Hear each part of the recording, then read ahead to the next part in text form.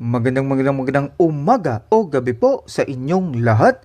Ang pag-uusapan natin sa ngayon ay ang pulmonary embolism. Ang predisposing factors ay ang mga kadahilanan na nailalagay sa malaking tsansa ang baga sa pagkakaroon ng pulmonary embolism. Ang precipitating factors ay ang mga kadahilanan na mayroong direktang epekto sa baga sa pagkakaroon ng pulmonary embolism.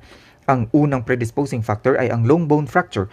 Ang mga tao na nadidisgrasya at nabalian ng mahabang buto ay malaki ang tsansa sa pagkakalabas ng bone marrow o taba na galing sa buto at sumasama sa daloy ng dugo hanggang makaabot sa ugat ng baga, lalo na ang tinatawag na pulmonary vein. Ang pangalawang predisposing factor ay ang kidney disease at heart failure. Ang kidney disease ay apektado ang glomeruli na naaapektuhan ang pagsasala ng protein na sana malaki ang pagkokontrol sa pamumuo ng dugo. Ang heart failure ay nawalan ng kapasidad para mapaikot ang dugo kaya merong pagkakapundo o stagnation of blood na makapagbibigay ng oras na makapagbubuo-buo. Ang pangatlong predisposing factor ay ang inactivity and COVID. Ang inactivity ay ito ang mga palagiang nakaupo, hindi nag-e-exercise, immobilize, stroke, walang exercise at ang pagkakaroon ng sedentary lifestyle. Ang inactivity ay ang pagkakaroon ng mabagal na daloy ng dugo kaya merong blood stagnation at ang inflammation na dulot ng COVID ay napipigilan ang natural na anticoagulant at fibrinolytic activity kaya malaki ang tsansa sa pagkakaroon ng blood clots o thrombus. Sa blood stagnation ay malaki na ang tsansa sa pagkakaroon ng blood clots o thrombus at sumasama pa talaga sa daloy ng dugo hanggang makaabot sa baga at nagdudulot ng pagkakabarado ng pulmonary artery at pulmonary vein. Ang pang-apat na predisposing factor ay ang clotting disorder. Ito ay merong gene problem na naaapektuhan ang blood clotting capacity. Ang halimbawa ay ang factor V Leiden at prothrombin gene mutation.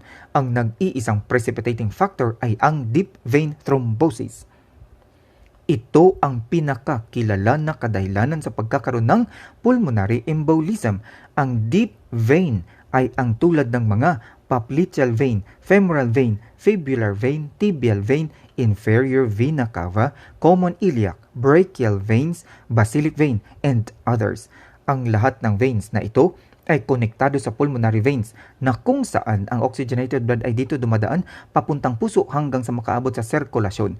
Ang pamumuo ng dugo sa mga veins ay nangyayari dahil sa surgery under general anesthesia, poor physical activity, katabaan, at iba pa.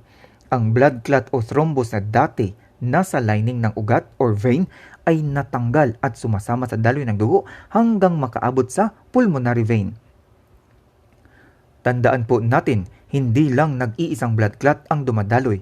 Maramihan din po at meron ding iba pa tulad ng mga taba. Ang barado o obstruction ay ang dahilan sa pagkakaroon ng baradong pulmonary artery at baradong pulmonary vein. Ang baradong pulmonary artery ay hindi nakakapasok ang unoxygenated blood sa lungs para maging oxygenated blood. Kaya konting volume lamang ang nagiging oxygenated blood na naging kulang na kulang para sa mga ibang organs.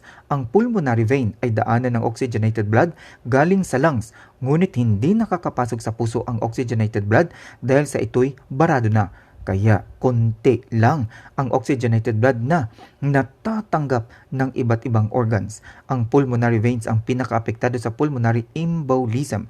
Kaya pag hindi naagapan agad-agad ay tiyak ang kamatayan sapagkat marami ang nagiging problema tulad ng sa blood circulation na kung saan ang mga baga mismo, utak, puso at iba pa ay talagang kulang na kulang sa oxygen. Tignan lamang po ang mga sintomas sa screen.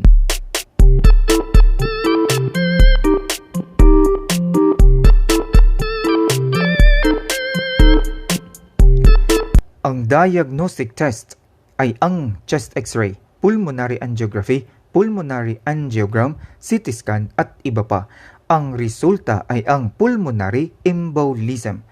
Ayon sa discussion kanina, ang pulmonary embolism ay karamihang epekto ng deep vein thrombosis or DVT or ang pamumuo ng dugo na nangyayari sa mga veins ng paa, kamay, braso, hita at iba pa na kung natanggal ay sumasama sa daloy ng dugo sa mga veins na hanggang makaabot sa pulmonary vein, lalo na sa mga masisikip na sukat at doon nangyayari ang obstruction na sa una ay hindi namamalayan ang mga sintomas.